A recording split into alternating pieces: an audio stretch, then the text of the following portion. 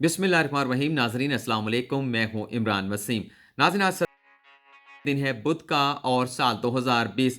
दो अहम खबरें आप नाज़रीन के साथ डिस्कस करेंगे। पहली खबर कौमी असम्बली के गर्मा गर्म इजलास की कार्रवाई के हवाले से है। आज कौमी असम्बली के इजलास में एहतजाज करने पर पाकिस्तान पीपल्स पार्टी के रहनुमा आगा रफीला को ऐवान की कार्रवाई से बाहर निकाल दिया गया। ऐसा कौन सा एहतजाज आगा रफीला की जानिब से किया जा रहा था जिसकी वजह से डिप्टी स्पीकर कासिम सूरी को उन्हें कौमी असम्बली के इजलास की कार्रवाई से बाहर निकालने की रूलिंग देना पड़ी? इस खबर के हवाले से आप नाज़रीन के साथ गुफ्तगू करेंगे। और आज कौमी असम्बली के इजलास में वफाकी वजीर मुराद सईद और साबिक स्पीकर कौमी असम्बली अयाज सादिक के दरमियान जो गर्मा गर्मी और तकरार हुई, इस पर भी आप नाज़रीन के साथ बातचीत करेंगे। लेकिन इस खबर पर बात करने से पहले जो दूसरी खबर है इशराफिया के पाकिस्तान के हवाले से, जिसमें कुछ होशरुबा किस्म के इंकशाफात आप नाज़रीन के साथ में शेयर करना चाहता हूँ, जिसे सुनने के बाद आप नाज़रीन अपने कानों को हाथ लगाएंगे कि ये पाकिस्तान दरअसल 22 करोड़ अवाम का मुल्क है या सिर्फ 1% अशराफिया का मुल्क है। कहने को तो यही कहा जाता है कि पाकिस्तान 22 करोड़ अवाम का मुल्क है, लेकिन बदकिस्मती नाज़रीन ये है कि इस पाकिस्तान में गरीब को तो अपना सर छुपाने के लिए छत मैसर नहीं है। गरीब किराए के मकानों में भी रहता है, गरीब धक्के भी खाता है, गरीब झोंपड़ियों में भी रहता है, और गरीब को अपनी ज़िंदगी गुजारने के लिए बहुत सारे मसाइल और मुश्किलात का सामना करना पड़ता है। लेकिन जो पाकिस्तान का 1% इशराफिया है, जिसमें ब्यूरोक्रेट्स भी शामिल हैं, जिसमें सियासतदान भी शामिल हैं, जिसमें वडेरे भी शामिल हैं, जिसमें जागीरदार भी शामिल हैं और जिसमें सरमायादार भी शामिल हैं, इस इशराफिया के लिए पाकिस्तान किसी जन्नत से कम नहीं है। जो चीज़ें मैं आप नाज़रीन को बताना चाहता हूँ, ख़बर नाज़रीन ये है कि अशराफिया को अपना एक क्लब बनाने के लिए इस्लामाबाद के दिल में 352 एकड़ ज़मीन जो है वो अलाट की गई। और आप नाज़रीन से मैं ये सवाल पूछना चाहूँगा कि आप थोड़ी देर के लिए इमेजिन करें कि इस्लामाबाद के दिल में ये जो 352 एकड़ अराज़ी अशराफिया को अलाट की गई है, इसका माहाना कितना किराया होगा? आप थोड़ा सा इमेजिन करें, मैं आपको इसकी तफसीलात भी बताता हूँ। आपने मेरे ख्याल से सोच लिया होगा कि इस ज़मीन का किराया कितना होगा। मैं अब आपको बता देता हूँ कि 352 एकड़ अराज़ी में से हर एकड़ का माहाना जो है वो सिर्फ ₹3 फी एकड़ किराया लिया जाता है, और मजमूई जो किराया बनता है 352 एकड़ अराज़ी का माहाना, वो ₹1056 बनता है। और जो नाजरीन इस्लामाबाद में विज़िट कर चुके हैं या जो नाजरीन इस्लामाबाद में रहते रहे हैं, इस्लामाबाद के दिल में अगर किसी को एक मरला ज़मीन भी ख़रीदनी हो तो कोई भी शख्स 20 लाख रुपए देकर भी एक मरला ज़मीन नहीं खरीद सकता।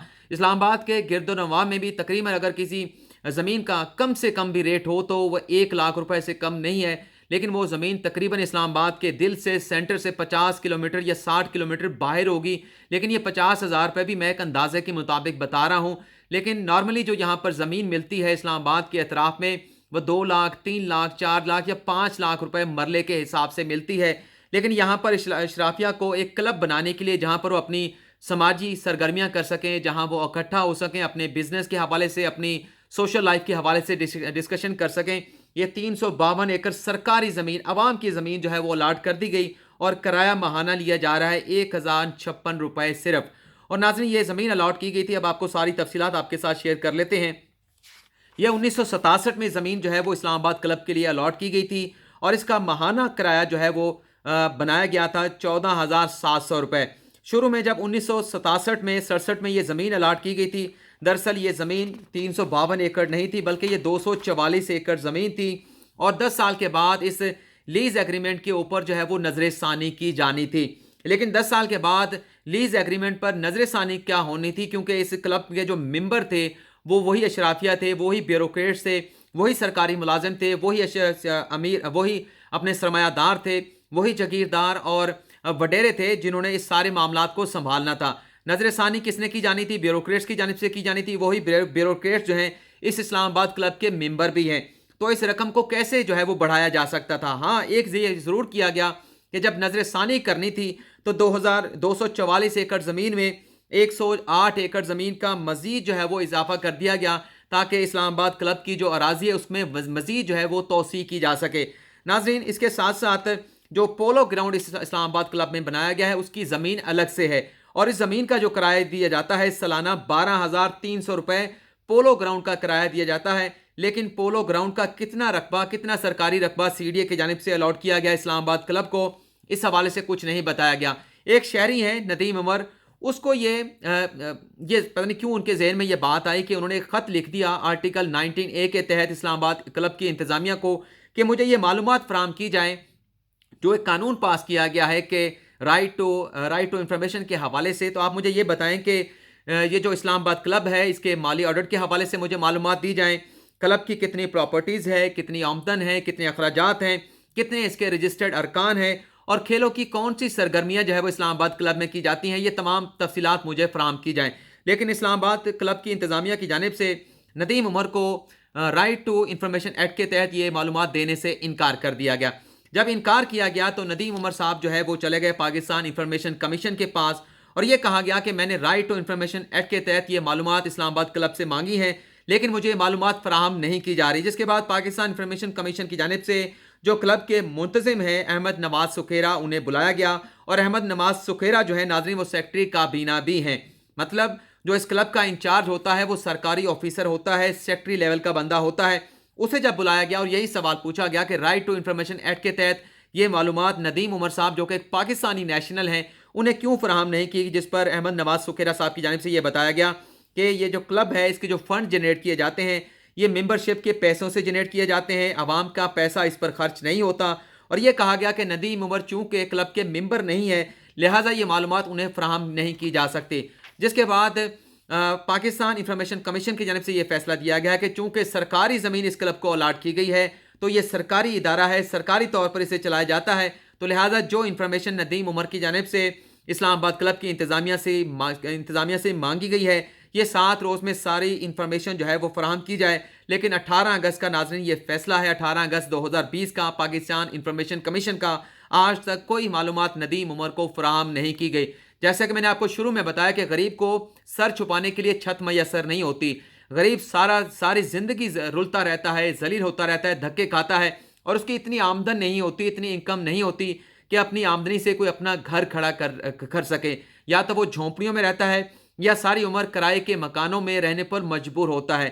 جبکہ یہاں پر اشرافیہ کو نوازنے کے لیے، ان کا ایک کلب بنانے کے لیے جہاں پر اپنی سوشل گیدرنگ کر سکیں، 352 ایکڑ زمین اسلام آباد کے دل میں الاٹ کی گئی ہے. اور کرایہ کتنا ہے وہ آپ ناظرین کو پہلے بتا چکا ہوں کہ 1 ایکڑ کا صرف 3 روپے ماہانہ کرایہ لیا جاتا ہے. یہ سننے کے بعد آپ ناظرین بھی اپنا سر جو ہے وہ میرے خیال پکڑ کے بیٹھ گئے ہوں گے تو کس طرح سے پاکستان میں اشرافیہ نے پاکستان پر غریبوں کے حقوق کے اوپر قبضہ کر رکھا ہے. اب ہم بات کر رہے ہیں قومی اسمبلی کے اجلاس کی کارروائی کے حوالے سے. آج ڈپٹی اسپیکر کے سربراہی میں جب اجلاس چل رہا تھا تو پوائنٹ آف آرڈر پر بات کرنا چاہتے تھے آغا رفیع اللہ. آغا رفیع اللہ کا احتجاج یہ تھا کہ انہوں نے ایک سوال پوچھا ہے اور پچھلے 3 اجلاسوں سے متعلقہ وزارت کے منسٹر کی جانب سے میرے سوال کا جواب نہیں دیا جا رہا. آغا رفیع اللہ یہ کہہ رہے تھے کہ منسٹر خود اجلاس میں موجود ہوتے ہیں لیکن میرے سوال پر جواب کیوں نہیں دیا جا رہا، اس پر وہ احتجاج کر رہے تھے اور وہ پوائنٹ آف آرڈر پر بولنا چاہتے تھے. لیکن ڈپٹی اسپیکر قاسم سوری کی جانب سے ان کا مائک اوپن نہیں کیا گیا، جس کے بعد انہیں ڈائریکٹلی جو ہے وہ ڈپٹی اسپیکر قاسم سوری صاحب کو ٹارگٹ کیا، ان کے حوالے سے کچھ باتیں کی. لیکن جب بات حد سے آگے بڑھ گئی تو ڈپٹی اسپیکر قاسم سوری کو انہیں ایوان سے بلکہ پورے قومی اسمبلی کے اجلاس سے باہر نکالنے کا جو ہے وہ رولنگ جاری کرنا پڑی. جب یہ رولنگ دی گئی تو راجہ پرویز اشرف جن کا پاکستان پیپلز پارٹی کے ساتھ تعلق ہے، انہوں نے آغا رفیع اللہ کے اس اقدام کے اوپر باقاعدہ اپولوجی کی، معافی مانگی، اور یہ کہا گیا ڈپٹی اسپیکر قاسم سوری سے کہ آپ اپنی رولنگ واپس لے لیں. ڈپٹی اسپیکر قاسم سوری کی جانب سے کہا گیا کہ میں اپنی رولنگ واپس لے لوں گا لیکن سب سے پہلے انہیں ایک مرتبہ چند منٹ کے لیے یا کم از کم 1 منٹ کے لیے ایوان کی کارروائی سے باہر جانا ہوگا، اور پھر وہ باہر آئیں گے تو انہیں ایوان میں بیٹھنے کی اجازت دے دی جائے گی. لیکن جو پارلیمانی اپنا وزیر ہیں اپنا علی محمد خان، ان کی جانب سے رولز پڑھ کے قومی اسمبلی کے اجلاس میں بتائے گئے کہ جب ایک رولنگ اسپیکر کی جانب سے یا چیئر کی جانب سے پاس کر دی جاتی ہے تو اسے ریورس نہیں کیا جا سکتا تا وقت یہ کہ اس رولنگ کے حوالے سے کوئی موشن جو ہے وہ ایوان میں پیش کی جائے.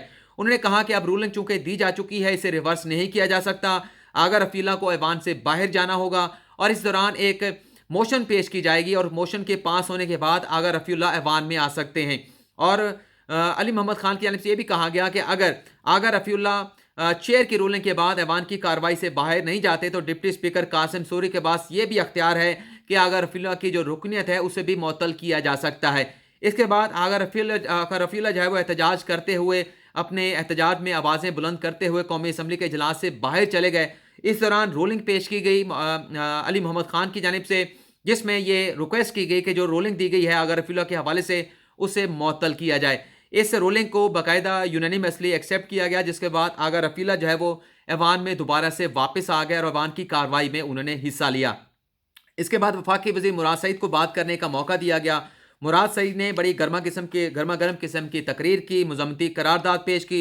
उन्होंने कहा कि मैं मुज़म्मती करारदाद पेश करना चाहता हूँ कि जो आइन की तौहीन की गई है अपोजिशन के जमातों की जानिब से, जो उर्दू ज़बान की तौहीन की गई और उसके साथ साथ जो मिज़ार कायद की तौहीन की गई है, इस पर मैं मुज़म्मती करारदाद पेश करना चाहता हूँ। और उन्होंने ये भी कहा मुराद सईद ने कि जो आज़ाद बलोचिस्तान का नारा कोयटा के जलसे में लगाया गया, ये जलसा ये नारा लगाने वाले पर मैं लानत भेजता हूँ। और उन्होंने वाज़ेह तौर पर कहा कि इमरान खान की जानिब से, मौजूदा हुकूमत की जानिब से जितनी मर्जी अपोजिशन कोशिश कर ले, किसी किस्म का एनआरओ नहीं दिया जाएगा। बल्कि मुराद सईद की जानिब से यह भी कहा गया कि आज़ाद बलोचिस्तान का नारा तो लगाया गया, लेकिन ये अपोजिशन जो है वो कलभूषण का नाम अपनी ज़ुबान से नहीं लेती। इसके बाद अयाज सादिक को जब बात करने का मौका मिला तो उनकी जानिब से तो बहुत सारी बातें खोल कर जो है वो ऐवान के सामने रखती गई। अयाज सादिक ने कहा कि कलभूषण यादव का हमें ताना दिया जाता है। जब अभिनंदन का मामला यहाँ पर आया था, अभिनंदन को गिरफ्तार पाकिस्तान की अफवाज की जानिब से किया गया था, तो एक पार्लिमानी लीडर का इजलास बुलाया गया था जिसमें वज़ीर आज़म इमरान खान शरीक नहीं हुए थे। और वज़ीर आज़म इमरान खान ने, अयाज सादिक ने कहा कि उनमें इतना हौसला नहीं था पाकिस्तान के वज़ीर आज़म में कि वो इस इजलास में शरीक होते। और जो वज़ीर ख़ारजा शाह महमूद कुरैशी थे, उनकी टांगें काँप रही थी, उनके पसीने छूट रहे थे और वो चाहते थे कि फौरी तौर पर अभिनंदन को जो है वो भारत के हवाले कर दिया जाए। और अगर भारत के हवाले ना किया जाए, इस खदशे का इजहार किया गया था कि रात 9 बजे भारत पाकिस्तान पर हमला कर देगा। अयाज सादिक का ये कहना था कि हमें कलभूषण यादव का ताना दिया जाता है। कलभूषण को कानूनी मामलत फराहम करने के हवाले से, एनआरओ देने के हवाले से ऑर्डिनेंस मौजूदा हुकूमत की जानिब से पेश किया गया है और उस ऑर्डिनेंस के लैप्स होने के बाद बाकायदा बिल जो है वो भी अवान में पेश कर दिया गया है। तो घुटने जो है वो मौजूदा हुकूमत की जानिब से टेके गए और जिस अंदाज से घुटने टेके गए अभिनंदन के मामले पर, उसके बाद पाकिस्तान को क्या मिला।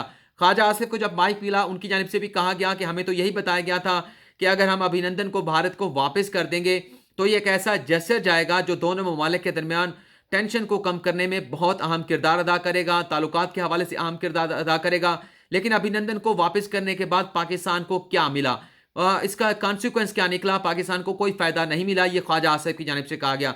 इसके बाद जो साबिक डिप्टी स्पीकर रह चुके हैं मुर्तज़ा जावेद अब्बासी, उनकी जानिब से कहा गया कि अवान में हमें हुकूमती अरकान की जानिब से गद्दार कहा गया। हमें जो गद्दार कहता है दरअसल उनका अपना बाप जो है वो गद्दार है। इस किस्म की गर्मा गर्मी जो है वो चलती रही है। लेकिन आज कोरम पूरा ना होने पर, बल्कि कोरम की निशानदेही भी मुर्तज़ा जावेद अब्बासी की जानिब से की गई, जिसके बाद आज कौमी असम्बली के इजलास की कार्रवाई जो है वो कल जुमेरात तक मुलतवी कर दी गई।